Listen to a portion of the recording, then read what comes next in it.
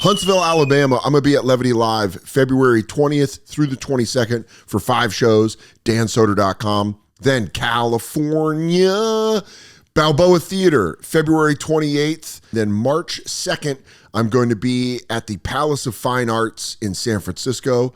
March 8th, I'm going to be in Grand Rapids, Michigan for Gilda's Fest. I'm going to be headlining one show there, so check it out. March 8th in Grand Rapids, Michigan.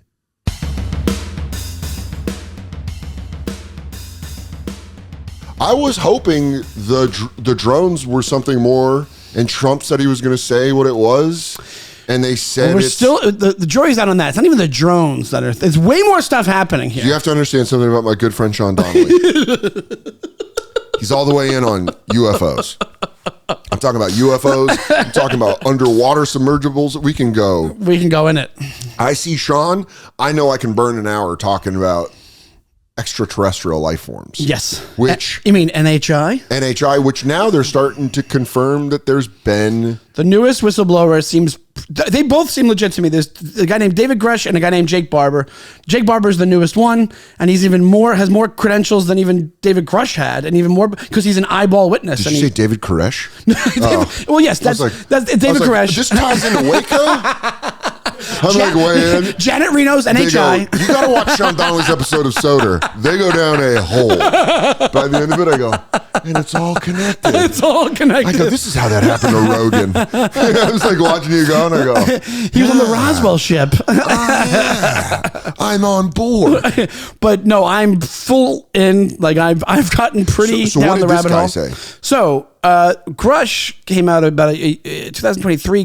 David Grush came out, and he had credentials up the wazoo as well about clearance, all the clearances, character witnesses coming out, all like security clearances. And what he said is, I did a 4-year investigation, and I have evidence that based off my over 50 witnesses that I've interviewed, that there's the government superseding the Congress and our laws has been running a craft retrieval program for the past 60 years in tandem with other democratic nations, right? Since Roswell?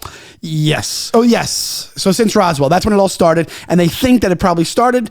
A lot of this has to do with radiation and nuclear stuff. Well, we basically from we put a big flag up, like, hey. The analogy I've heard is that you were driving along a highway and an ant shot a gun in the air, and you're like, hey, you guys want to stop and look at that? I think there's an ant with a 45 on the side of the highway. That's a perfect way to put it. I think that's and what it is. Like, whoa, you can hurt us with that. We showed up on their radar, and they're like, we have that. You don't have that yet. How do you guys get a gun? How did an ant get a gun?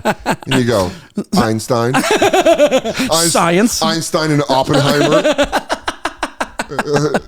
And so what ends up happening is he says, I have this investigation. He's grilled by Congress, and this is bipartisan as well. And that's another thing that you kind of have to realize. Nothing's bipartisan, and this is. There is people that disagree on everything else in life that are like, we're on board for this. Really funny, because the one thing you have to understand about Washington, D.C. is they're all friends. Yes, they're like buddies. Yes, that's true. It's but publicly, exactly what George Carlin said. Yeah. It's a big club and you ain't in it. Yes, absolutely. And people have lost that message where they go, no. These guys like me, and they go, they don't give a fuck. They don't give a shit. And I can understand. That's like with hate for the Democrats. I kind of understand it because they do it in a sleazier way where they go, hey, bro. They get down on one knee. They go, hey, bro. I really want to help you. And you go, I don't think you do. At least these Republicans are like, we're going to tear all the wires out. And you go, we're terrible, but we're honest about it. You go, fuck yeah, dude. Fuck yeah. I admire your gumption. Yeah. They go, I don't like you. I go, oh, you're a big guidette too. Oh, bitch, I'm way on board. I'll win you over. Oh, fuck. I slapped them tits. But you were saying...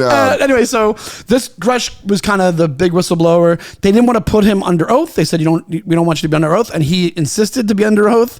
There was other witnesses on the panel as well. Did he do that as being like, I'm telling you, motherfuckers, I'm telling the truth? Yes, 100%. But the glaring thing... So I think you're never going to convince 100% of the people 100% of the time. They could have a video tomorrow of one of these things that goes on every news channel. I mean, dude, Big J will not budge. Exactly. I'll be like, Big J. Also, known from the cellar, same thing. Oh, really? Yeah. No, won't budge. Won't budge. He's like, there's no such thing. He thinks it's just like other countries or whatever it is. My question is this. So No, and because Jay's point is, if there were aliens, everyone's mind would be melted. Everybody would be in the streets running and screaming. No.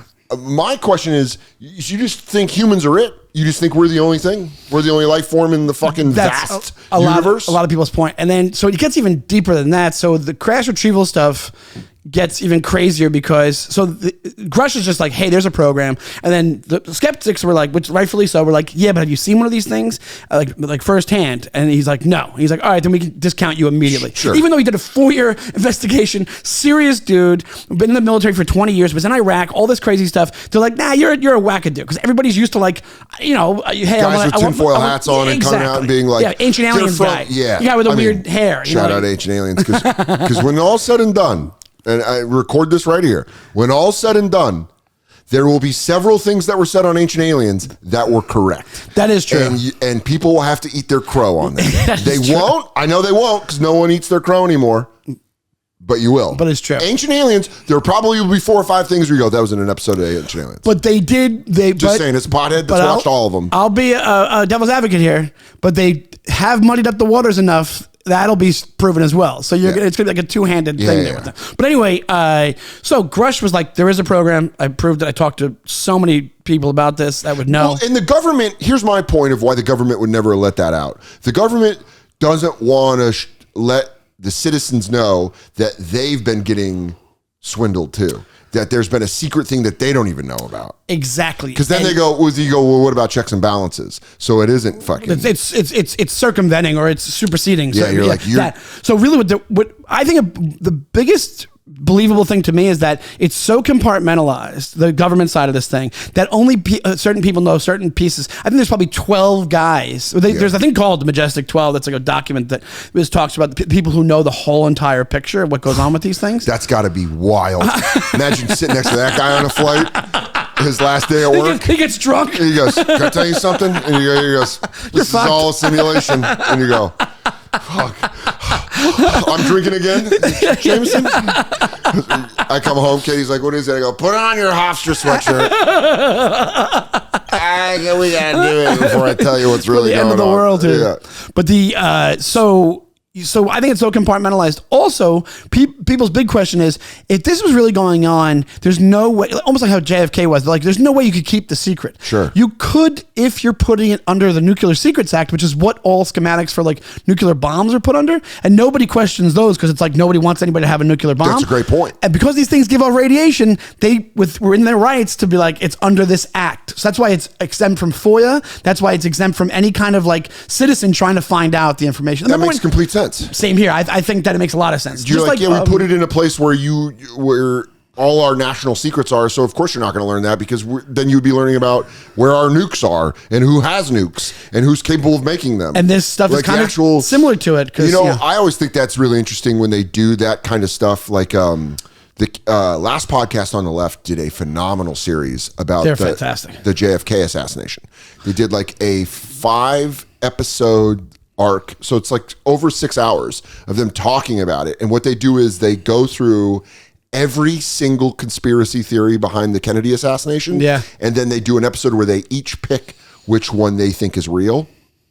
I believe 2 or all of them, either 2/3 of them or all 3 of them agree that there is one conspiracy theory that there is no magic bullet, that there was one single gunman. However, when Oswald fired the jumper seat with the Secret Service agent, his rifle went off and blew Kennedy's brains out, and the Secret Service was brand new that year. It was like either brand new or in its infancy, and they didn't want to get it killed off because of all the budget. I didn't even heard that one. And then they said that they go like, oh, there must have been a second gunman, and then everybody, like the Secret Service was like, no, it was another gunman. We will not take that one. Look into that one, because that's the one where I go, it's like an episode of Veep. Yeah. It makes the most sense. Yeah. That you go like, fuck, well, it must be a second. That wasn't me. That's what I would do. If I had accidentally killed Kennedy, I would go like, another gunman. And it would also give you, we'll get back to UFOs, but it would also give you a really big reason of why, for a cover-up, besides it being a second gunman. Because they want to keep this program that has federal funding and is, Well, also the just complete lack of like the complete lack of skill and the fucking up part. Look into it because it's something out. like the Cadillac had a jumper seat, which was like sideways, and he was holding a rifle, which the people that have believed that conspiracy theory are like, if you look at the angle, it's where fucking Kennedy's brain got blown out. Oh, see, I watched that Peter Jennings Case Closed one, which is based off the famous book Case Closed by Mark something. And his thing, which really spoke to me, because I read so many books on this in high school because JFK came out, the movie, and he said all it is that the third seat in that limo is 6 inches higher than everybody says it is. It wasn't equal with the other seats. So Oswald's bullet, if you do that trajectory, it goes from the shoulder into Connolly's, and it's not the headshot though. It was a shoulder one. Yeah, one, exactly. Which Seinfeld did perfect with the spit. Back into the left. Yeah, where he goes back. But it's one of those theories where I go like a second spitter. Yeah, I just go, that makes the most sense. Yeah, someone fucked up and they're just covering it up. If you at this point, 50 years, 60, whatever it is later, I believe that they could fuck up like that. It happens. Happens all the time. Absolutely. Yeah.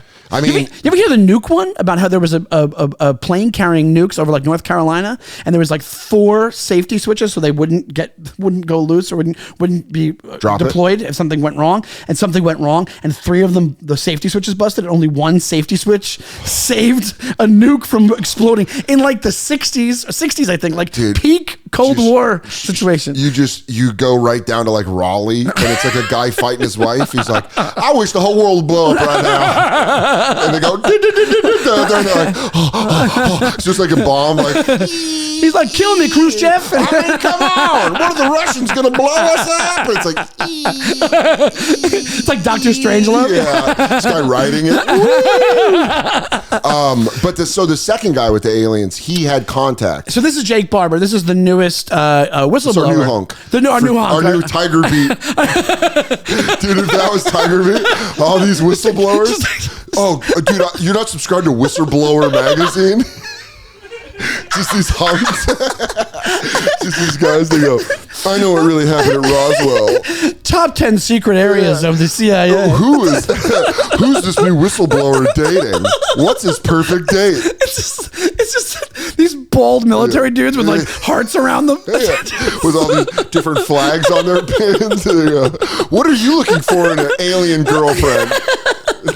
I want someone that can fly to her own planet and keep her mouth shut. Yeah. It's so funny. New whistleblower tells us his perfect date night. They have a contest with a candlelight dinner. Whoever's good at fucking Photoshop, please make a Whistleblower magazine. Whistleblower Tiger Beat is one of the funniest things. This whistleblower enjoys watching UFOs and underwater submersibles. Find out where Bob Lazar gets his glasses. Bob Lazar's 5 hotties from another realm. This one's just missed. This one's a thought process that's just missed. Bob, that's so funny. That's so funny. So the new guy. Is a guy. The new hunk on the block. The new hunk on the block. The cover boy, really. Cover boy. he's got the neon outline with the whole hearts. poster. he's got the centerfold. Is this him testifying with his nameplate? I hung this up in my room. I love this. Getting Sean to laugh like this is one of my favorite things in the world. It's so funny. Oh my God, Whistleblower magazine. Yeah. Holy shit. Somebody photoshopped that, right? They'll do it. Yeah, you just got to toss it out. The internet, the fans are so fucking talented. Oh it's insane. That's so hilarious. Just because if you had pictures of all these dudes, they're all like chubby middle-aged men. They all look like guys. They all look like the guys that they show the picture at the end of the movie where it's like, I said this on Regs, where it's like the guy that Matt Damon's based off of. They just show him, they go, this is him, and he's like, I lived in Gary, Indiana. I had 3 kids. Even the Christian Bale guy from Fighter, and you're like, oh, they helped this guy out. They made him look hot. They immortalized this motherfucker. So anyway, this dude, Jake Barber, the centerfold, they're really just selling magazines left and right. They're flying off the shelves. He's the next whistleblower, and he is I think one of the witnesses that Grush spoke to, and then made a promise to Grush, went through all the different processes. Here's the thing. And it can make some people doubt this and the process, and maybe some people trust it, because these guys go, it's DOPSR, it's called. I forget what it stands for. They have to go through all these protocols with the Department of Defense in order to come out and say the information they're saying. So they have to check. They have to check with their superiors. I'm going to say this. I'm going to say this. And then they're getting clearance to do so. So a lot of people even think of that as disinformation, and that's all a big scam, or that this is slow disclosure. And they're like, hey, you've gotten this far. Let's give you this little piece, this little morsel, so that you don't ask the bigger questions, which comes down to like the consciousness aspect. And like there's a whole big, Barber actually kind of touches on it. So Barber's a guy who military, his cover was that he was a mechanic in the military mechanic, but that was just a cover because what he was doing was this he was part of this retrieval program. Sure. And what he discussed was that he was put out on these jobs, and a lot of it was recovering. They had a thing called the field, which was where they would test out experimental craft. And he's which has got to be so fucking fun to work in. It's got to be insane. Where you're like, no, he would go retrieve them when they crashed. Oh, that's scarier. No, I want to be when you're like, hey, I think I can make this thing fly. And you got a joystick, you go, whoa! I want that. I don't want to welcome to Earth, bitch. I don't want to fucking open that thing and it's like. Well, this is also why he's more believable, because he's like 90% of the stuff even you're seeing on these videos and stuff might be us. Like the anti-gravity we have, a lot of things you don't think we have. Well, isn't that what that whistleblower said that sent the email about the drones, where he was like, this is technology that only us and China have, and like China is displaying that they can fly it anywhere. Yeah, but I don't think, because if a balloon got shot out of the sky, I don't see why these things wouldn't have just gotten, if we had it. I think what it was, the rumor about the drones that I heard was that they were searching for a nuke. And we've had this, and that there's an old 4chan post where they discussed exactly what the nukes are. They're like, what you're seeing UFOs, it's us. We have these beyond advanced drones that have a base in the ocean, and a lot of these things were above water also. But they had FAA regulated lights, like they were completely on the level. Every time I saw the drones, I was like, well, it looks like they're trying to signify to other aircraft that they're in the air. They're really safe aliens. Yeah, you go. They go, guys, I don't feel comfortable going to Earth unless we have at least 4 blinking lights. Is that up? Did you check the back light? He goes, it's out. Why are we freaking out? We're more evolved than they are. It's called decency. But that's I hate the way when people are mean to waiters. It's like that's his version. Are you mean to door guys?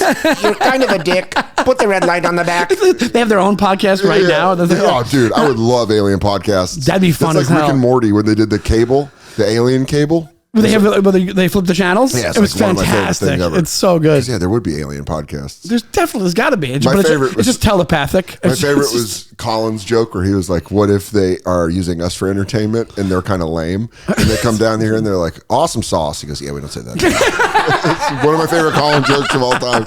He goes, "Oh, that's real awesome sauce." He goes, "Nah, we're not saying that. We're not saying that anymore." Well, that's all right. Mando body deodorant. Oh, if you're a stinky piece of shit, get some Mando whole body deodorant, man. You can get your pits, your balls, your thighs, your folds, your belly button, your butt crack, your feet.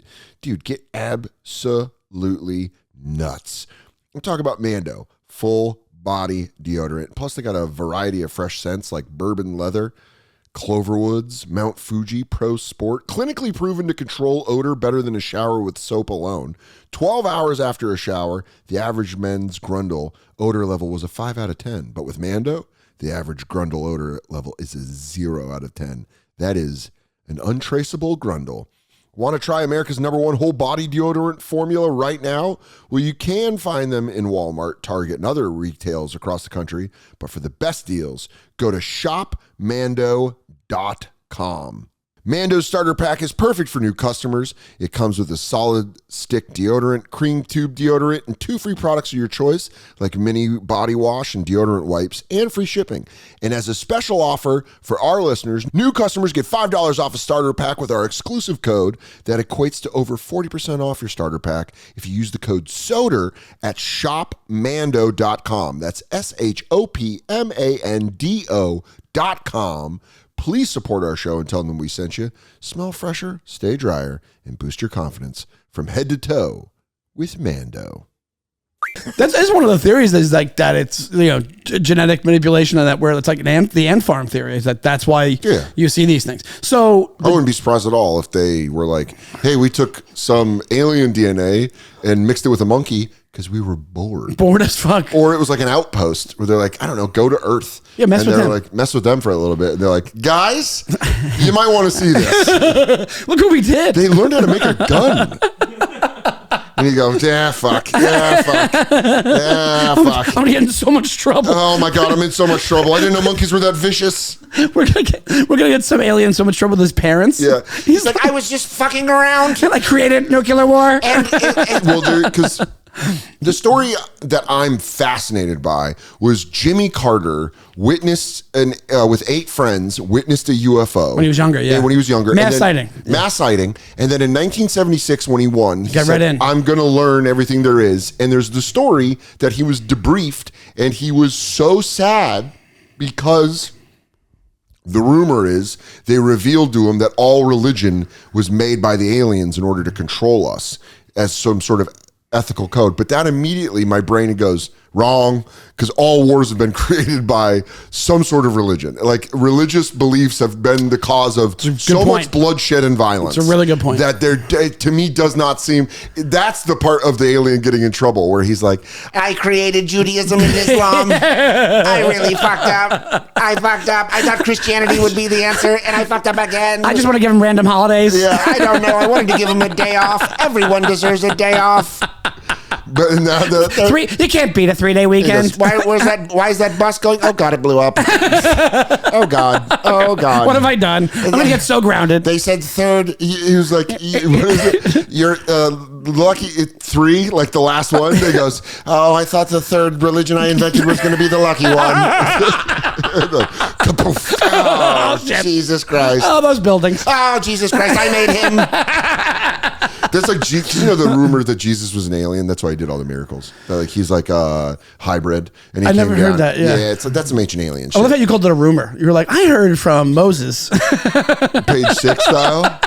A certain History Channel there was an article in Whistleblower magazine. A certain History Channel show is saying that Jesus Christ was a hybrid. But it would be funny if he was, and he was like, guys, check this out. This freaks him out. I'm walking on water. And everyone's like, ah! And he's like, I'm just kidding. And then gave him a telephone later. It's like, he's God. Ah! you ever hear the theory about I'm going to go back to Barbara, but you ever hear the thing about Jesus where when they don't know what he did from like 13 to 30, and they think that he was in India, like learning about Buddhism, and that's why Catholicism kind of resembles parts of Buddhism. No way. Yeah, it's an old theory. That sounds like an Indian guy made that up. That sounds like someone from India completely created that. You go, I was hanging out with Jesus. You go, were you though?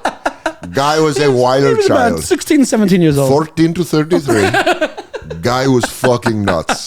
And you go, I don't believe in this. But traveling Jesus, how is that not a television show or a cartoon? They must have done like something. Kung Fu, but Jesus. But they probably did it, but it's like the worst production. It's like one of those like Christian shows. Where they have the taped beard on. Going my way, and they go, I think so. It's like they filmed it obviously in somebody's backyard with like a car going by. Here in Nazareth, we like things a little bit different. Why are these apostles wearing clothes from Kmart? Yeah. What's going on here? I think that's Old Navy. So this whistleblower actually said that there are more legit. So not only that there are. What he's saying is this guy, his cover was that he was a mechanic, but he really was in charge of security and retrieval of these objects. So he retrieved other objects that he knew were man-made, were human-made by U.S. government, but they were on the field, like the testing field. And there was a certain level of protocols that would happen. It was like, it's like an everyday at work kind of thing, right? Yeah. But there's when the objects warn us, everything changed. The reaction of the bosses changed, the protocol of safety and security changed, and the objects themselves, the minute he looked at them, he was like, I know that's not us, just based off the experience. So one of them there was... ain't a USA flag on this one. Yeah, exactly. There wasn't a Trump 2020. Yeah, he goes, well, this one doesn't have a Trump Vance sticker on it. It says I don't break for fatties. Yeah, this one doesn't have Calvin pissing on an Iraqi Chinese flag. You go, oh fuck, where's the Calvin pissing on the Chinese flag? Where's the Yosemite Sam mud flaps? Where's the truck nuts on this UFO? Just two balls swinging out of it. So anyway, so he was like, I'm part. So I knew that this stuff wasn't from us, and I was involved in retrieving it. And on one occasion, he was retrieving like a 40 or 50 foot long egg shaped thing with no exhaust, no wings, no nothing, just like the Tic Tac was, if people know about the Tic Tac. And he said that he was 150 feet from this thing. He has a video of one of the retrievals, and it's a rope that comes down and very gently takes this thing, attaches it to the helicopter, and then they take it to whatever their secret location they're supposed to take it to. They don't go up and like touch it. No, they don't touch it. My dumbass would go up and like feel it for heat. I go, it's still hot. Yeah, you're like, and then the capsule's like damn. I'm like, I don't know. I wanted to know that. No. What happened? It's funny you say that, because what happened was he was so close to it. He said he like bonded with this thing and had a reaction where he felt overwhelming happiness and sadness at the same time, that it felt like his mother, and that it changed his life forever after the fact. He's like, dude, coming home from that day of work, she goes, what's wrong, it's Bob? all bullshit. Goes, I touched the Tic Tac and it's mom. It's mom and I'm sad. It's a womb. Yeah, it's a womb. It's a womb and I was happy and I was sad. What do you want from me? I don't know. Let's order fucking Chinese. I don't know. I can't think about what I want for dinner. Don't you understand? Nothing matters. I had a life-altering experience at work today, and you want to know if I want leftovers. Why do we do this? What, Survivor? Yeah. I survived today. But he's also into Guidettes, so she's like, You're always so fucking particular. Oh, Mr. Meet an Alien. And now you can't decide if you want to go to Vincenzo's tonight. I should have fucking married your roommate. He's like, yeah, well, he wouldn't have given you all those cool alien jewelry that I gave you. So he was 150 feet and said from the object. And he caught feelings? He caught feelings for the object. He caught feelings. And then had, he's like, damn, girl, why am I 150 feet away from you feeling like you're my mommy? Becomes a Color Me Bad video. And he's like, damn, girl, I'm sitting here 150 feet away from you, wondering why you making me happy and sad. That's part of the Tiger Beat. It comes with a cassette tape of whistleblower R&B songs. Girl, you crashed in the test site. You making me happy and sad. Bow, bow, bow, bow. Bow, bow, down, down. That's so funny. Girl. So ain't nothing wrong. I don't see nothing wrong with a little test flight. He's like, yeah, girl. I'm just trying to wonder what dimension you from. Because you're breaking my heart, but also healing it. So he was 150 feet away from the object. He had a reaction to it where he was like, I could tell I was, he was like, I was being, he said possessed, but he was trying to say like filled up by the object. He's like, I was definitely connecting with it. He said, it changed my whole view of life, and then immediately afterwards started having health effects from it. He said that he had like really bad sunburn where his skin was lopping off. He lost like acute alopecia where all of the hairs in his body went off, which would be like consistent with like radiation reaction from radiation poisoning, whatever it is. But they never actually diagnosed it as that, I guess, for whatever reason. But he went to the doctor for it. They didn't know what you would call it, but they like treated him for it. For radiation poisoning, basically. And he was fucked up from this. And it also, one of the big takeaways from the original congressional hearing is that the story about the guy from Rendlesham Forest in the 1980, there was a thing, Rendlesham Forest in the UK. It was a joint UK-US military base. And this guy touched an object, had poisoning. And the government, John McCain, of all people, like we're talking about, got him. John McCain this guy had all sorts of health problems for years because of touching the object and the radiation that came off of it. And the U.S. government gave him money for health insurance, for health treatment, but wouldn't admit for the reason why. Like they were like, hey, these things don't exist, but we are going to approve the UFO-related radiation poison that you got. Like it's in the thing and everything, but they're like, but then the other stance is, hey, they don't exist. For years, from like 1980, That's so crazy. Isn't that insane? Like, you kick the shit out of someone, then you give them money and you go, I didn't beat you up. That's exactly it. And okay, you broke my jaw. He goes, right? I didn't break your He goes, you didn't break my jaw. Yeah, that's exactly it. That's fucked up. I don't think humanity is smart enough for them to unveil what it is. because it would just completely debase everything that we have built in society. It would everyone would go, why am I going to work tomorrow? Why am I even fucking trying? That's what I think they're scared of happening. I think if they're smart. They know that that's what would happen. And they go, what am I going to pay taxes? But everybody's so apathetic now. It probably happened on a grand scale. But the Jimmy Carter, I think that happened was he was pretty religious. I think he was very religious, right? So I think what it was what they told you is like, hey, yours is bullshit. But kind of what it ends up being, if you really want to believe some of the theories, is that it's not extraterrestrial, that it's here, it's always here, it's omnipresent, and it's consciousness based.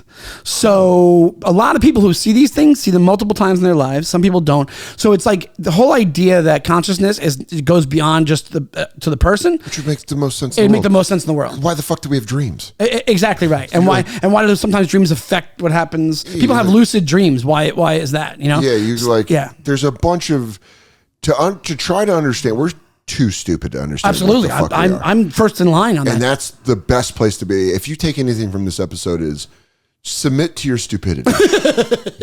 Submit to it. Just go like, I'm too stupid to know what it is. I feel like this world would be way better if everyone submitted to their stupidity and just admitted to their limitations and used to more than they do now. Well, now the internet makes you feel emboldened. Yeah. It makes you feel like I can say the thing that it's like, I'm dumb, dude. Yeah. That's why whenever I watch a comic try to say something smart, you go, you sound even dumber. Yeah. Because I thought we were all dumb on I thought we had like an agreement almost. I get excited, but I'm never smart. No. I've never been smart. Same here. I get very excited about stuff. And it's very funny, stupid. You're right about the comic thing too. It's like, you don't think there's people who have studied their lives on this topic or are completely versed in the thing that you're just guessing? Dude, I understand you're giving me a hot take while you're in your fucking Target parking lot in your car. I understand it's emotional. You make some good points. It ain't nothing that somebody hasn't thought of already. But the thing that rings true to me is this idea that what if it is that consciousness is it's almost like magnetic waves. You have consciousness is all over, and that it's because the other thing is the telepathy tapes is the thing that came out. There's a podcast that came out where they talk about like non-speaking autistic children being able to telepathically. Dude, Katie and I were just into this. It's last crazy. Week. They're starting to say that it's legit. The parents of it, the parents of these kids are like, they're like, it just is. There's not like, it's this thing. They're like, no, it just is. Like my kid can communicate with me via telepathy. Okay, so that. And they believe animals have a form of it. Yeah, I think like dogs will start getting ready for you to come home when you're ready to come home because there's a bond. I think that is this. I think that is directly related to the UAP thing, the Jake Barber thing, all that. I think it's all one thing. That's like, and that's why, like, when you have Tom DeLonge of Blink-182 fame, where are you? You're up flying. I am so scared. You are telepathy. Well, you know his whole thing where he started To the Stars Academy and he was a big UFO guy. Yeah. I think it's shut down. Angels and Airwaves. I went through him with Angels and Airwaves. I'm back with Blink-182. Yeah, he's fantastic. But when he was read into, he said he's quoted as saying it's gods with a small G. And on telepathy, that's a great saying. Yeah, and he said if one of the episodes telepathy tapes, whatever how you say, one of the students, one of the autistic children was like, oh, the gods told me this. This is like, and it just comes from this, whatever this consciousness is. Yeah. That to me is the most exciting thing. So I think what these things are. Help me write some new bits because I'm going on the road. And I got telepathy a bunch of fucking shows. You come to my show, I'm just going, just sitting there. And I was like, and I'm like, first, right? I go like that. That's how I do the jokes. Right. You're just doing act outs. I go.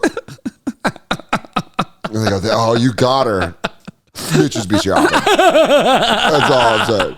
You can't stop a bitch from shopping. Chubbies. You gotta love Chubbies, dude. First time I tried Chubbies was some bathing suits that the old machine Bert Kreischer sent me. He gave us some free Chubbies when we were on the. Well, that sounds like a Diddy party. he gave us, we were on the Fully Loaded tour in 2023, and he was like, dude, here's some free bathing suits from Chubby's. And I was like, I like the color scheme. Put them on, showed a little too much leg for me at first, then got very comfortable with them. Now I got a pair of 49ers Chubby's. Dude, I love it. Unmatched comfort and style with Chubby's. And by the way, now they got the iconic original stretch shorts, depending on how much thigh you're looking for. Chubby's makes them with 4-inch, 5.5-inch, 7-inch inseams. These shorts have the stretchiest fabric for ultimate movability and flexibility while maintaining a perfect tailored fit. Featuring an elastic waistband with button fly, enjoy the classic men's khaki style with the added comfort of elastic. Pair the original stretch shorts with Chubby's lineup of Friday shirts, and now, you're just looking dapper. Casual button-downs to retro-inspired prints, these shirts are built to kick back, turn up, chill out, party down, and just get nuts. Got your new shorts lined up for spring? If not, check out Everywhere Performance Shorts. Chubby's Everywhere shorts feature quick-dry 4-way stretch fabric, an elastic waistband, and a secret hidden pocket for your weed. And if you thought the deal couldn't get any sweeter, prepare to be proven wrong the best way possible. For a very limited time, very, very limited time, only during the Chubby's Spring Break sale, all shorts and swimwear are 35% off, with select styles up to 65% off. Now that's how you do spring break. So head over to chubbyshorts.com and take advantage while you can. Make sure you support our show and tell them that we sent you when the survey asks. Don't blend in with the crowd. Stand out with Chubby's. That's always funny when you find out someone worked in comedy in a shitty way, then you're like, I don't think I like you now. Yeah. That would affect the way I watched The Sopranos if I knew he was we're talking about Bobby Baklava. A Vegas. Was a booker. A Vegas booker. And we're in. Which is funny because some comics, and Pimp will tell you this, they just come in here and start talking shit. They just sit down and they're just like, you know who I don't fucking like? And I go like, you want to go, hey, we pressed record. I really feel like I've been in those situations, but I know now that sometimes you just go. So it's like, now you got to be like a mafia member. Now you got to be like, you wearing a fucking wire. But it's good to see you. Hey, you're good. You're good. Hey, is that that flower van with you outside? It's just two guys sitting inside. It's just that Matt McCarthy guy from Comics Comic listening. Comedy Mafia. It's just them and fucking. What was that other? What was the website when we were coming up? Punch Up. No, it was Comics Comic, and then it was what was the one? There was one from L.A. Wasn't there an L.A. one? The Bureau, Jake from the Bureau. Yeah. But then there was also like Gurion. Also, Gurion's always been around. But then there was something like Punch Up. Not Punch Up. Punch Up is go to Punch Up Live. It's for all my live dates. But it was called like. Oh, fuck, I forget. I used to check it every day. Matt Ruby had one called Sandpaper Suit. Yeah, remember that? I think he still does his. Does he still do it? Yeah. Well, he does. Yeah, he gets he's good at that stuff. He's good at But there was another one that was like a specific, it was almost like a news report. It was kind of like a dump site for like, oh, fuck, man. And it was New York based? Slapstick? Gut pump? Oh, my God. You just had it. It's like, I know exactly what you're talking about. You know what I'm talking about. I used to check that daily. Yeah, I used to give comedy news. So with Comics Comic, you would go to see who got Montreal. Oh, you would go to that would be always dude, checking his reviews of Just for Laughs on the comicscomic.com filled me with so much spite. Just in a windowless room in Queens, being like, didn't even have a good 5 minutes. Is that just in a closet? How long have you been out of the doorman game? You're by the way, your glasses are a little fogged up. I'll take them off. I don't know if I don't know if that's your look now. No, I guess I just run hot. Yeah. No, when I used to wear glasses before I got LASIK, I would just steam up randomly. Yeah, that's what I do. Yeah. I just You're Irish. It'll happen also like while eating food, and that's a bad look for a fat guy. If not only are you fat eating wings, all of your glasses are fucked up. So dude, my mom's ex-boyfriend used to love spicy food, and he would eat and he would he had a cul-de-sac and he'd be like sweating and he would wipe his head at the restaurant and I'd be like, "Ew." Did you call it a cul-de-sac? Yeah, he had the fucking cul-de-sac. I just got a parking lot. Dude, you got a full blown, you got a whole full thing. You're next to a stadium. There's nothing but parking there. I'm old Shea. Shea used to be there. And they knocked it down and now it built City Field next to it. And then now you could park on Sean's head. But yeah, he used to wipe his head and I'd be like, "Oh, gross." It's gross. I do the same thing. It'll But be how long have you been retired from the doorman game? Long time. I worked at 2.5 years, 3 years almost. Did you work at a luxury building? Yeah, it was pretty luxury. It was a middle class building that was rentals that turned over to condos. Like it was built in the 80s. It's like the biggest building on 89th Street. It's like 45 East 89th Street. And it's Where is like that? 89th and what? Madison. And it's gigantic. It's like 40 stories, and it was like one of the most fun jobs. You felt like you were like it was like summer and you were in high school. Like there was the least amount of responsibility you had. How much gossip? You knew everything about everybody in the building. How many even when they units? didn't know, you knew about it. Do you know how many units?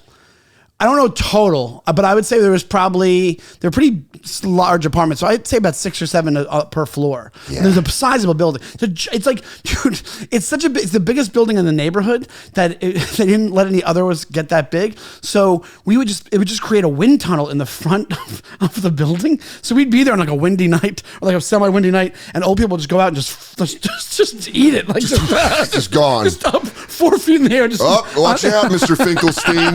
The wind is bad today. He's like, "Your doorman always is scaring me." He's just gone. Just gone. Mary Poppins. Yeah, dude. That's so funny. He just gets lifted up. He's like, "Yeah." Oh, dude. Yeah. It would happen all the time. And we'd be like, we'd help, but we'd be like, "How do you not know this already?" Did you, this is my first doorman building. So Yeah. to get into the mind of the doorman, did you hate anybody that lived there? Yes. Who was the worst? Here's the thing. Do?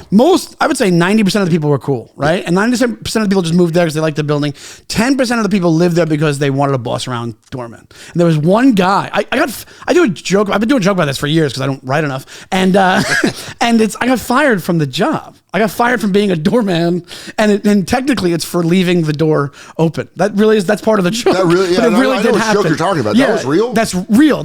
So you left the door open. So what we used to do is we'd prop the door open when it was nice out, and it'd be like nice and breezy. Oh, yeah. Because it was like 2 regular doors and then a revolving door in the middle, right? Yeah.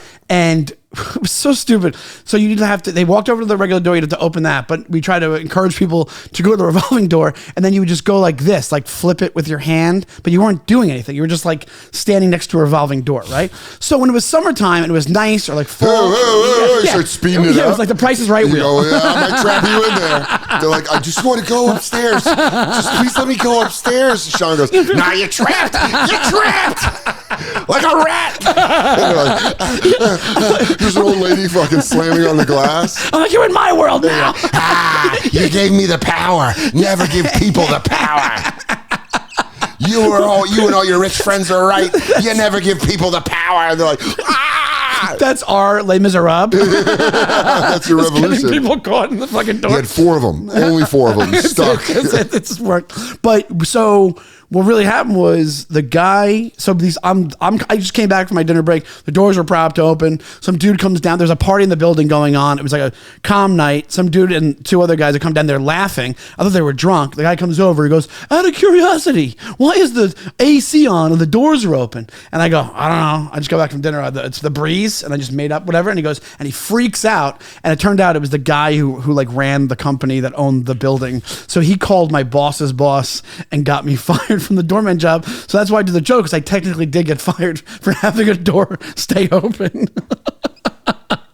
But the one thing I don't. Those are the kind of people, when someone walks up to you with fake joyous energy, Yeah. and then they do some evil shit. Yeah. I truly hope those people die of heart attacks soon after they do that. Yeah. Because It's it evil. is. There was this guy when I waited tables at Dos Caminos. Yeah. Holiday season, very busy. I think I've told this story before on the bonfire, but it's exactly this. The guy was with his mom and his kids. This guy's whole family's there. Lunch. It's fucking lunch. Yeah. Guy comes over. He goes, "Hey, I dropped the bill. Everything's fine. I dropped the bill." And he goes, hey, can you come here? He's like, it says, can you bring me a kids menu? And I was like, what's up? And he's like, no, just bring me a kids menu. Oh, Jesus. And I go, Christ. is there a problem with the bill or something? He's like, I just want to see a kids menu. And I said, bring him a kids menu. And then he's like, I come over, he's like, it says here on the kids menu that kids get free soft drinks, but here you charged me for their Sprite and their Coke. And I went, oh, that's my bad, man. I'll take that off the bill. And he goes, no, I just want to know why you don't know the menu. And I was like, oh my God, that's pure evil. I go, it's just a common mistake. I just messed up. He goes, no, but it says here on the menu. So I just want to know like why you don't know that. And I was like, oh, I don't know. I just like, it's Also, just I am supremely hungover right now. crazy. By the way, I'm not joking when I tell you this. I think it was a Friday after Cabin. So I was. Cabin Bar, for those of you that don't know, English is a second language, or comedy is a second language. Yeah. That was the official name of the show. Comedy is a second language was the show Thursday nights at, I can't even think of the bar. Cabin Bar. Yeah. On 5th and 2nd. Yep. And Sean Patton, it was like one of the best shows in the city. Yep. And then every Thursday you would watch Sean Patton close with like a new 15. Yep. That was just like better than anything anybody else was doing. And it was just be off the top of his It was like dome. half off the top. That's when I saw him tell the story about walking the dog for the first time. Yeah. The first time he talked about his brother listening to Korn while doing surgery because his brother was like a heart surgeon. Like bits that I was like, these are like some of the best bits. But it was $3 PBRs, $5 Jamesons. I'm going to $2 PBRs. It was $2 PBRs. Yeah, we're talking 2008, 2006 to like 2016. Yeah. This show ran. Yep. Maybe a little longer. I might have the dates wrong. And it was like Shangri-La for comedy. It was like every scene. It was when it was more separated. So every scene would meet up. Very separated. Yeah. What's crazy is right now in comedy, and I know we're talking about comedy. He doesn't have the fucking dog collar. The fucking usually people they make comments I'm about gonna get Zap to like comedy talk again. Fuck you. This is fun. I want to talk about this specific time period. This specific time period was great because it was, people now go like, it's pretty obvious who's grifting to the right. But Sure. back then you didn't know who was grifting to the left. And a lot of people were grifting to the left. Yeah. Primarily in the alt scene. Yes. They were going like, oh, we don't want like white dudes. Yes. They just it was like didn't- that was starting. That was it was that kind was of like there. the seeds of it, where they were like, you're kind of clean cut and a white guy. I don't think we can have you on your show. Can you get a lazy eye and Coke bottle glasses and maybe we'll bring you back? And then now they're going like, where did all this fascism come from? And you're like, I don't know. Maybe you should have booked some white dudes on your library show in fucking Williamsburg in 2014. You're showing videology. Yeah, some of us are still holding on. Yeah. Instead of you doing a fucking slideshow, you should have had us do 6 minutes about dating on Facebook. But do you remember there was also a thing where, and it was political without being political. You're right about the left, but their bits weren't like obviously political. Well, no, now the right wingers are so retarded. They just go up there and they go like, deport all the Mexicans, and everyone goes, he said it. They were a little slick about it. They were Yeah. slick about it, where they'd be like, I'm sorry, are you cisgendered? And Yes. you're like, I don't even know what that means. Yeah. Is that bad? Is this bad? You're mad at me? Anyways, the point is, Cabin, specifically comedy as a second language, brought everyone together. You had strip comics, seller comics, alt comics, people that were like from out of town, Yep. LA people. black show comics, about everything. Everybody. Yeah. Everybody was at Cabin Bar on Thursday night. That show could sit maybe 25 people in the room, 30 people. Yeah, it was like perfect room for comedy. It was like so intimate. You would get fucking Aziz, you would get Louis, you'd get Chris Rock, you'd get like Hannibal was just starting to really pop off. Yep. People would come by and do this show. The bartender was a cunt. I got kicked out of there for 2 months. Michael Che got banned from the show because he got into a fight with the bartender. Michael Che literally was not allowed back at Cabin because we were drinking and they got into it. It was great. Oh, I got into a fist fight there and got banned for 2 months. It was crazy. Like this place was the Old West. It was like truly a dive, and it was truly when people hung out. And the regulars loved the drink special, hated us. Because it's dive bar. And it would be packed to the gills on Thursday. I mean, you fucking could not make it through. Yeah. I mean, I'm talking about from the front door of the bar, it's an Asian restaurant now, all the way to the back. You had to be like, excuse me, but you're also stopping. Dude, I got so drunk there one night, I told Nick Vatterott I loved his Comedy Central Presents, and it hadn't came out yet.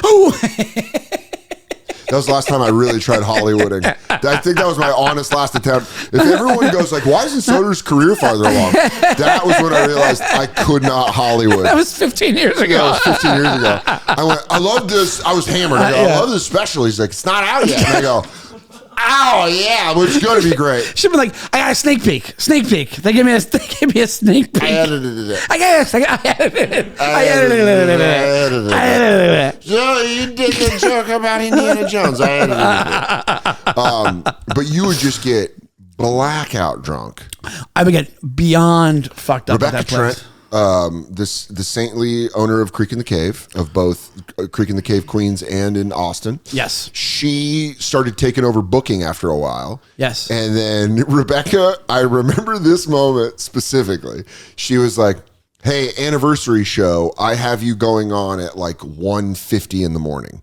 Because it started at 8 and it went till 4 in the morning. Because everyone in the scene was going up on the anniversary show. It was like the 10th or 11th anniversary.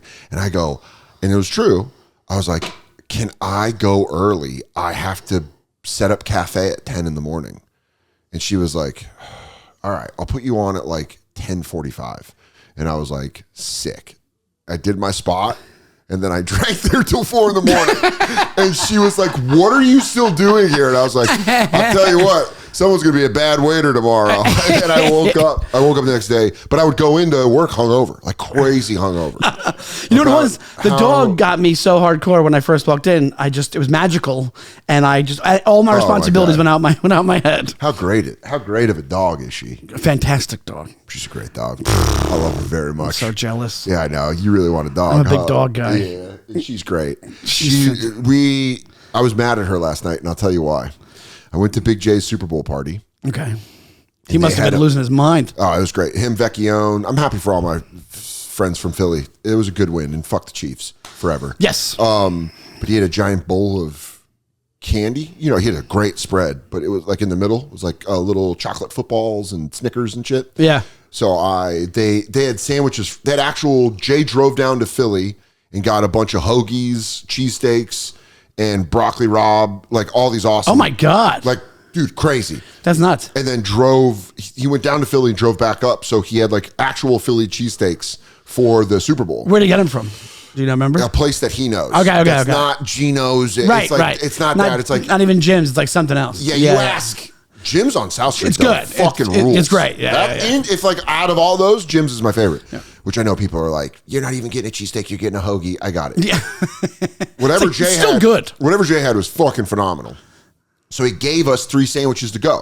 He's like, God, we got too many sandwiches. Take some to go. So I had a bag, and then I was fucking ripped. So I was so stoned. I was just taking handfuls of those chocolates, like chocolate footballs or whatever. And then I forgot I had them. And last night, oh no, I'm playing video games and I'm high and I'm like, I gotta eat chocolate. So I just was sitting here peeling little chocolate footballs, and I had a pile. They're all gone. I ate them all. Pile of chocolate wrappers on one of these tables on this couch. Yeah, literally on this couch. And I was like getting sleepy, and I was like, you know what? I don't want to go to bed yet. So I just tossed on YouTube. And I fell asleep. And then Katie was going to bed. And she's like, are you sleeping on the couch? And I woke up. And Myrtle was sitting there. And there was like Snicker wrappers everywhere. And Katie was like, no. And I go, no, I ate them. But then I was mad at Myrtle because she didn't want to leave her kennel. And then I fall asleep and she's out here like yoinking them off the fucking thing. So we were in a thing up until this afternoon. She's Marge Simpsoning I was so mad about it. I was like, you fucking wouldn't hang out with me. And now you eat my chocolate wrappers. Was that Dan Logic or high Dan Logic? Was that what? Like you were still high and you were like, won't you want to hang out with me? You betrayed, yeah. But then I carried it into this morning. When I woke up, I was like, I remember that. I'm still upset about it. I remember your betrayal. Yeah. So her and I have been hot and cold all day. Oh boy. But she's a great dog.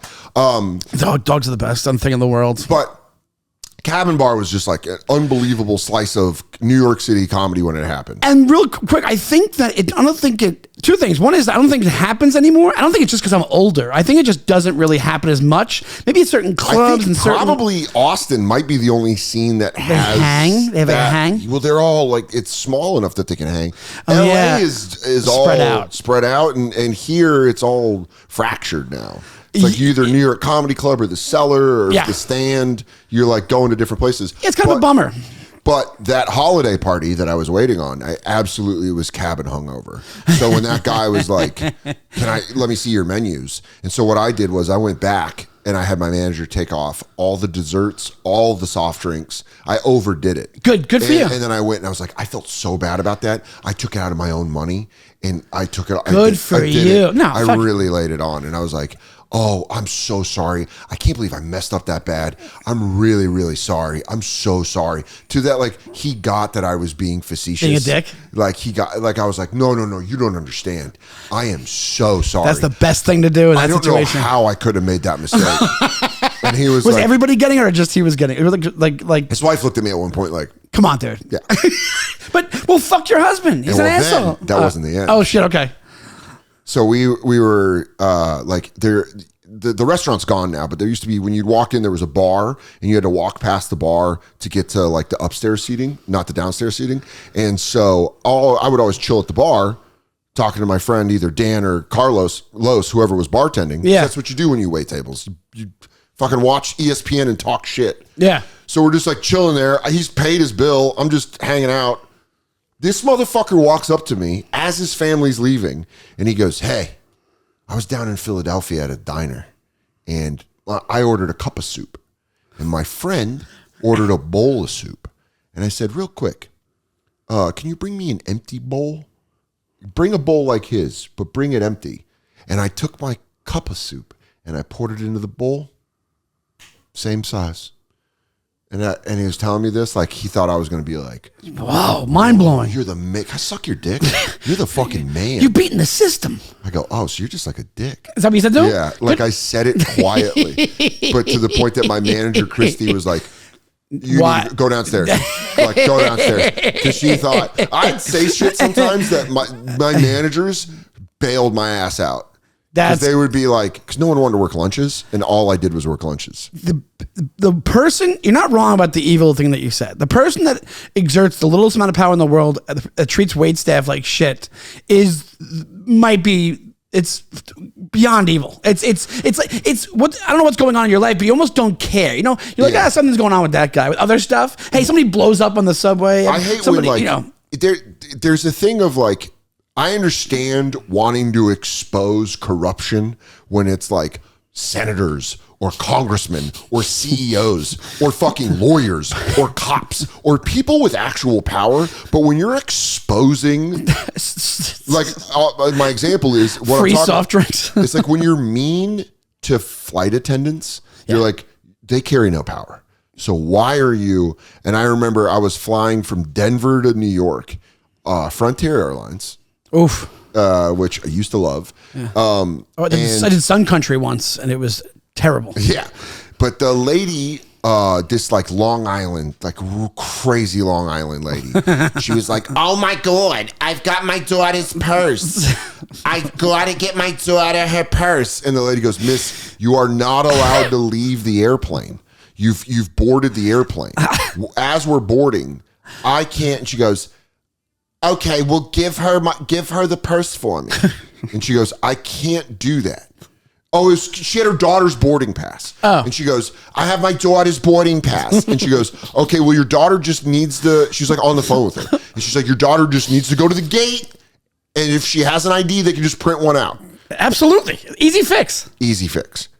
This woman. But this dolt didn't get it. Fucking would not stop, and she was sitting next to me, and I'm like sitting there, and I'm in the aisle, and I'm like doing, you know, when you're like trying to, you're like shying away, trying to grow away from it. Yeah, No, look, I'm growing towards the sun, and she's like being a. And she was like, no, what's your name? You can't do this. And she goes, it's federal law. Oh, she goes, go give her it then. If I can't leave, you go give her it. She goes, I am, due to federal law, I cannot leave the airplane. I'm a flight attendant. Yeah. I cannot leave the airplane. And this was like a standoff. Like, people are waiting to board. And she's like, no, I need to give my daughter her boarding pass. And she's like, they can print it out at the gate. I promise you they can print it out. To the point that I'm going like, hey, they can print it out. She can print it out. Like, you're getting involved. Yeah, I'm going like. Because you're like, enough. I can't take the tension. And she's like, you see how she's treating me? I go, she's treating you. It's just like, you got to understand there's rules. I'm doing that thing where I'm trying to be. So squash it. And dog, if you know me, you know I just want everyone to be happy. I'm not. I'm a fellow people pleaser. I'm a people pleaser, dog. I want everyone to be cool. I want to eat my little bag of nuts and watch my TV, and I just want to go home. So I'm like, no, yeah. And I'm doing the thing where I go, I know it's a stupid rule, but like, she could print it out. This lady's like, the whole flight motherfucking this lady. The whole flight. What's your name? What's your name? The whole, beyond it. Beyond the whole flight. Oh my God. What's your name? I fly Frontier a lot, and I'm going to tell them that you were very rude to me, that you wouldn't let my family on the plane. She's like making shit up. Yeah. And to the point that I'm like, can I move my seat? I'm in front of her as I'm leaving, and I go, that was fucking bullshit, to the flight attendant. And she goes, thank you. Like, people are apologizing for this lady. And are you half saying it loud so hopefully that she hears you behind? And I think that's it. Yeah. I think that's it. And then I go down to the baggage carousel, and I'm waiting. And I'm waiting and I'm waiting. And fucking Long Island and her family show up, and the husband's picking her up with her kids. Yeah. And she goes, you have no idea. They wouldn't let her on the plane. They said it was illegal if I tried to give her boarding pass. She's like making stuff up, and I'm like waiting for my bag, and I'm hearing her just completely lie. Completely lie. And I just get my bag, and it used to be back in the day when you had to show people your ticket to get out of it. So I have my ticket, and I'm leaving. And as I walk by, I stop. I go, hey, just to let you know, I sat next to your wife on that plane.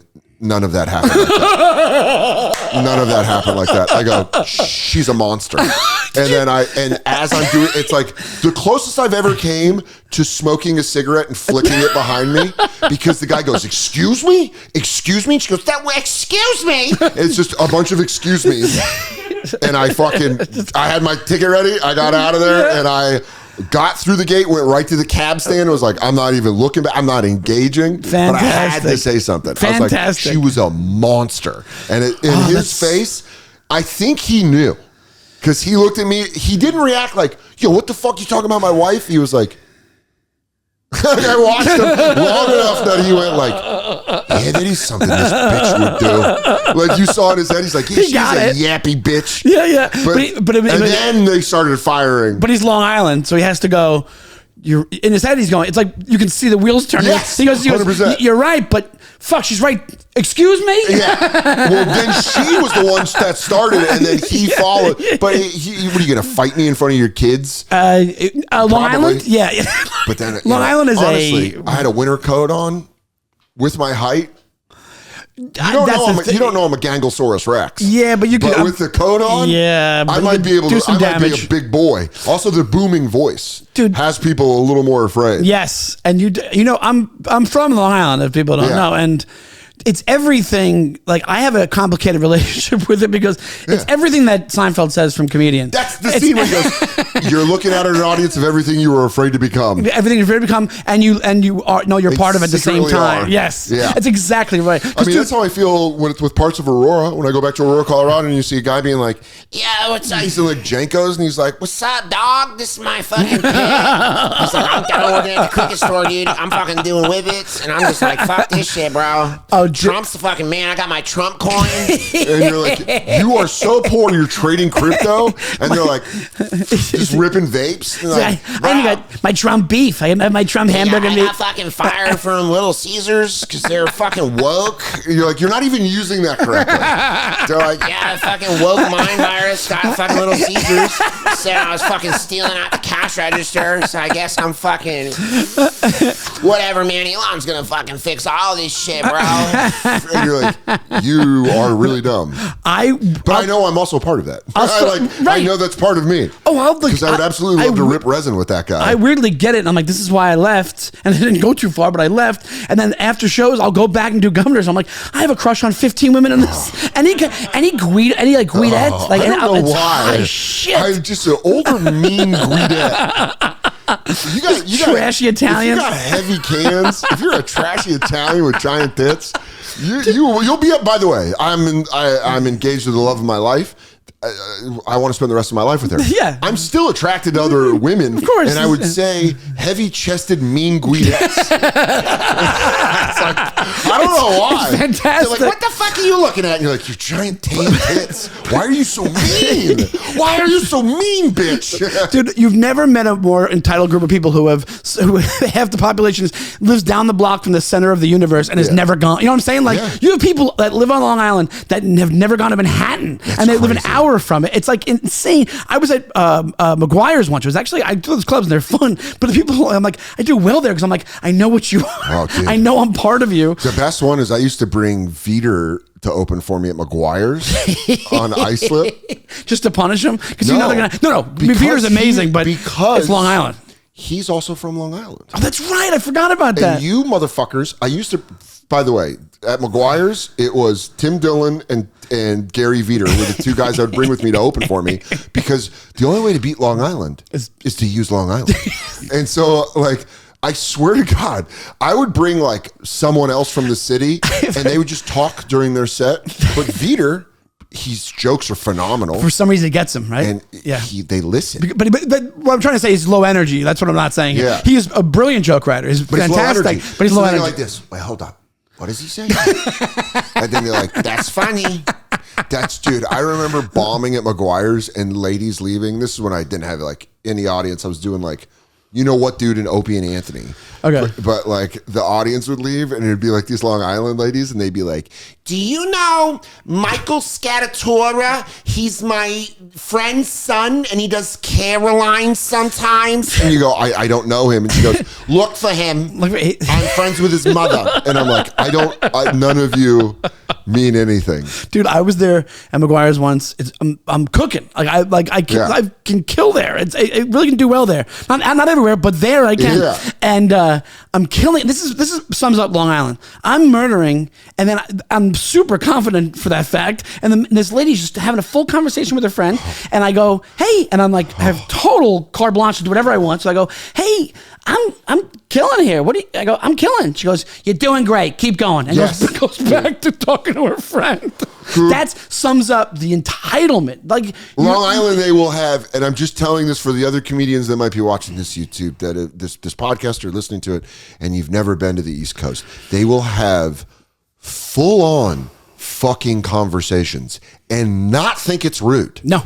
They don't think they're being rude. No. Sometimes drunk people talk to the table because they're trying to be disrespectful in different cities. Long Island, they'll just talk like you're a TV show and they're just in the living room with their friends. You're there for them. Yes. You're their employee for the night. And but it's sometimes it's not, but the weird thing is it's almost like not beaten into a gang. What would you call it? It's like the minute that you smack them in the face, they get put in their place. Those fucking big titted Guidettes.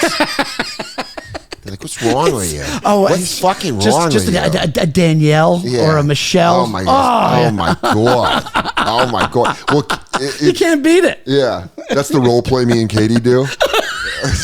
Because she went to Hofstra. She did. She really did.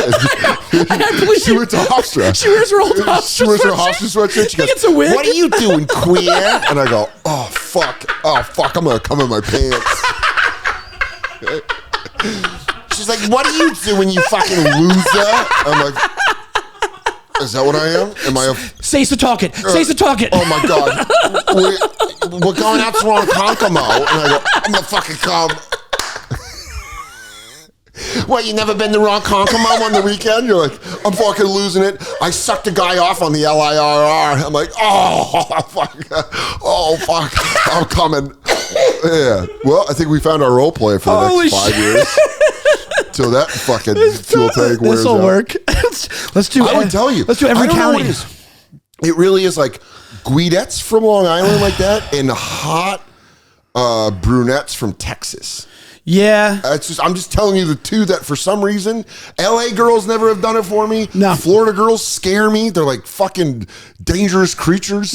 I never trust anybody from Florida. The Southern girls, I don't feel like I could fake it enough. Midwestern ones I can get into. That accent. I got my heart broken by a girl from Ohio in college. And she has a crazy accent. Usually they're kind of East Coasty. No, she was from Akron, I think. Okay. And she was in the right. I had a massive crush on her. I just kept asking her out. And finally, at the end of the semester, she goes, Dan, I have a boyfriend. and it just fucking crushed me. And so then now that bless accent, your heart, Dan. Oh, Dan. I'm like, get the fuck out of here, bitch. You had your shot. No, but that's what I don't know why. But Texas brunettes, because you're just like down in like Dallas or Austin, and you're like, what the fuck? They're like hardy, right? Aren't they like they're like kind of like, you know, right? They're thicker, but they're just like they're tan with they're brunette. Yeah. They just and then Long Island Guidettes. You can, and some of that, you know, it spills over into Queens. But I remember there's a girl I went to Manhattan College, and I was in orientation. And I fell in love with this girl. It was like full on Guidette, like just hoops for days. My God. Just everything about it. This is 20 years ago. Tell you the starting O-line for the Jets. She goes, honestly, I don't know. She knows. Brickashaw Ferguson's not doing what he should. And you go, that's right. That's absolutely right. How are you that accurate? How did you know that? She knows all the stores that close at Roosevelt Field. You still go during the pandemic? Oh my God. She goes, I don't believe in it. you go, fuck, I love that. I love that you don't trust the government. She's like, Except my dad, who's a co-op. Well, that's the most interesting part is like you guys are so close to the city. When the first, not to go, I know we don't do politics, but like when the first Trump thing happened, I went back to my hometown, and it was just 30 minutes from Manhattan, and I saw 15 Trump hats immediately. I was shocked. I mean, there was a great joke that Shane had back in the day when Trump won the first time, where he was like, you guys were pretty confident until you went outside the city. He's like, liberals were real cocky until they went out. But it was true. My grandmother lived north of San Francisco in Lake County, which is very red. It's a very Republican area. In 2008, I remember being here. Nothing but Obama. Right. Like, to the point, if you lived in New York City, you understand the reason everyone was cocky about Hillary in 2016? Because in 2008, when Obama won, you're like, oh, well, no one seems to be voting for John McCain. And then I visited my grandma, and I was like, oh, no one here is voting for Obama. Like, north of San Francisco, probably like 30 minutes north, like north of Santa Rosa, it was just like McCain Palin. That's all it was. Yeah, and we were just seeing that, and you don't even realize we have no idea what's going on. Yeah, it is a liberal hub. You just think wine country. That's what I think outside San Francisco. I also think San Francisco is like super. Oh my God, what's that? What's your glass of juice's pronoun? And you're like, I don't really know. I mean, it is. What sucks is what's funny about having family from San Francisco, because my grandma was a Republican, my dad was a Republican, I think, but that's, you kind of nailed it. My dad, he wasn't, but he also, I don't know if he was Democrat either, because you didn't know. You didn't know. I knew everyone hated Pelosi. I knew everyone in my family, and with good cause. Yeah, she had a long history. Yeah, a lot of money. They didn't they'd bring her up. They'd be like, "Fuck Pelosi," and you're like, "Yeah, you're pretty progressive, but." And fuck that lady. I can get on board with somebody, because you can't be on that side that says that you're for the middle class, and then the middle class is like, no, you're not, and you're in on it. That's why people hated Hillary Clinton as well. It's like, I could see that. She was like an HR lady, like that. She came off like, she came off. She goes, so we're gonna have a pizza party. Fuck this bitch. She's like, I have hot sauce in my pocketbook. Oh my God, I take this everywhere. And you're like, shut up. So you kind of get that. We need we were cheated. We need like a 5 or 6 party system. We do. We need like England. What does England have? 4 or 5? Yeah, like Sweden's got that kind of shit where you need 6 motherfuckers running at once so that someone can go like, I like that guy's idea, and he goes, I just got good ideas. Yeah, he just runs on like, I just got good ideas. Yeah. This is all I got, and he wins with like 200,000 votes. Yeah, you're like, oh. But I just feel like the 2 choices has sucked my whole life. It's done. You can see what happened. It's fucking cooked. Done. Yeah. And then everyone's like, what are we gonna go? Kingdom? You're like, oh shit. But Bird Bros. Yes, Burbs Bros with Burbs Dan Bro. St. Germain. You're very good buddy, Dan Yeah, St. Germain. I love Dan St. Maniac McGee himself. He's a wet dog, dog. He comes in the room like a wet dog, always. You go, and he fucking gets comfortable. And you go, so cute though. He's the man. I fucking love Pat him in the back of the head. Yeah, he's one of my best friends. He's fantastic. You two are fucking phenomenal. You have a podcast, Burb Bros. Download it, subscribe. Yes, please. You subscribe to the YouTube. We're almost at 1,000. We need 1,000 subscribers. We started a couple months ago. Yeah, so please check out Burbs Bros. We've been talking about this stuff a lot. If you like the UFO stuff, I love it, dude. I get locked up with Sean all the time with this. It's the best. Yeah, it's the absolute best. And but thank you so much for having me, man. I really appreciate it. This is one of the easiest. I looked and I was like, oh, you have to go pick up your girlfriend's son. It's like fucking 3:10. Oh yeah. And I was like, I looked over, I was like, oh fuck, we gotta get out of here. I could have talked aliens for at least 6 hours. Oh, I could do the same thing. Oh, well, I might have to come on Burb Bros. Please do. We'll have to fucking We'd love to have you. Yeah, pick it back up. We're waiting until we get more people. That's really that's really what we're doing. You bring me so I can bring some people. I know. That's what I said. But Dan gets nervous. Dan and I are fucking writing partners. I get 17 texts from him a day. Where he's like, I don't know, man. I feel like stuff's just going bad. Well, has he done this to you yet? And he goes, I don't know. If this new show doesn't get sold, I'll probably just go to nursing school. Yes. I've been dealing with, by the way. Don't do it, Dan. For the sake of all sick people, don't do it. Welcome to the club. I've been dealing with the nursing school thing since the epidemic, since COVID. No, I know. He told me. He goes, at one point he called me, he goes, hey, man, Stone Cold stops calling us back. I'm just going to become a mechanic. That's what it was. First it was mechanic, and then it was nursing school. Stop. And it's like that will never happen. Just do what you do. But I'm the schmuck. Like you said before, the people pleaser thing. I'm like, yeah, all right, cool, man. I'm like, me too. Me too. I go, you want me to buy you some smocks? You need OR scrubs? You want some Skechers? Yeah. You got to get something that's good to stand on. You want to be on your feet? You have Crocs yet? I bought you some WWE Crocs. He goes, oh, man, I like it. They didn't have Jey Uso? They only had Jimmy Uso? I was hoping I'd get Tribal Chief. I did. Real deep cut with the Crocs. Oh, God, I want to go read about all this alien shit now. Oh, let's talk about it again. Come. If you can come do it, come do it. Yeah, we'd love that.